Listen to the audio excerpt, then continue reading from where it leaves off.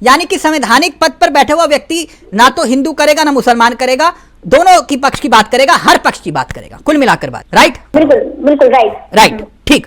अब point note करिएगा, मुजफ्फरनगर का दंगा हुआ, इस बात को जरा गौर से सुनिएगा और देश को भी बताइएगा। पूजा जी, समाजवादी पार्टी इस सवाल का जवाब दे कि जब मुजफ्फरनगर में दंगा हुआ तब उसके बाद मुआवजे का ऐलान हुआ। कितना मुआवजा? 90 करोड़ के मुआवजे का ऐलान।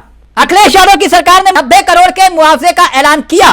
सिर्फ और सिर्फ ये 90 करोड़ का मुआवजा एक धर्म को दिया गया, एक धर्म के लोगों को दिया गया।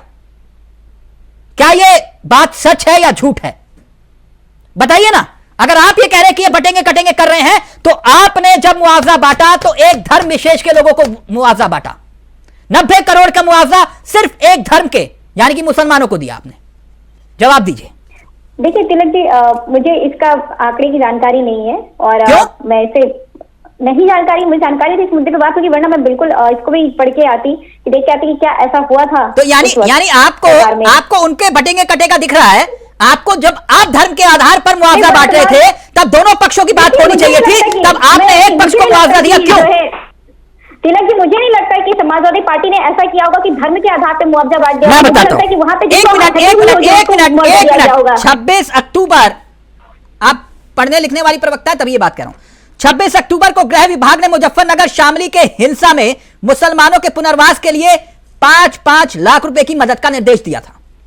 जिला प्रशासन ने 1800 परिवारों को चिन्हित किया, 1800 परिवार, जिनके लिए सरकार ने 90 करोड़ रुपए आवंटित किए। अब दूसरी तरफ सुप्रीम कोर्ट मामला गया, याचिका दाखिल हुई।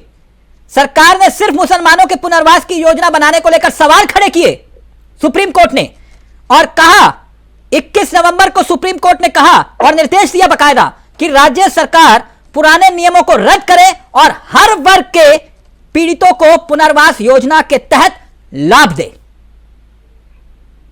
यह कोर्ट ने कहा।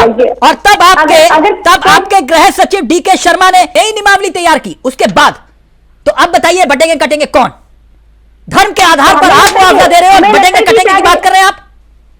नहीं, हमें लगता है कि शायद ये फेलियर रहा होगा हमारा, तो जनता ने बाहर कर दिया, तो हम फेलियर को करेक्ट कर रहे हैं। आप अभी ज्ञान दे रहे थे कि संविधान की शपथ खाने वाले मुख्यमंत्री सिर्फ एक धर्म की बात क्यों कर रहे हैं? तो फिर आप क्या कर रहे थे मैडम? अगर आप धर्म की एक धर्म की बात कर रहे हैं तो अगर वो करें तो आपको दिक्कत होती है। कोई कमी हुई होगी तभी तो हम बाहर रहे होंगे चावला जी। अगर हम बाहर हैं सत्ता के तो हमसे कोई कमी नहीं होगी। हर इंसान करेक्ट कर रहा होता है, हर सरकारी करेक्ट कर रही होती है गलतियां।